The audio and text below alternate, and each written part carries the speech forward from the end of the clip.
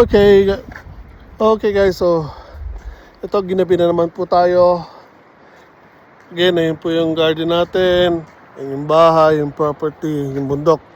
And ito po yung katabi natin lote.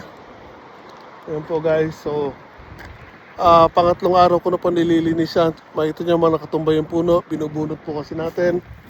Ito, nililinis natin yung mga damo. Ito pa po yung mga nabunot kong puno ngayon. So again, third day ko na po siya nililinis. Bubunutin natin lahat yung mga puno na yan. Dahil, nabigyan na tayo ng permiso na gamitin ang lupa na yan. For free. So again, libre po natin gagamitin yan guys. Pinahiram po sa atin na may-ari.